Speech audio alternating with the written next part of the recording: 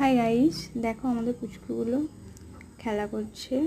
এটা হচ্ছে আমাদের বাড়ি। আমাদের বাড়িতে প্রচুর স্পেস আছে আর চারিদিকটা সবুজ আর সবুজ, এত সুন্দর লাগে দেখতে। আর তার মাঝে এই বাচ্চাগুলোর খেলা সত্যি অসাধারণ।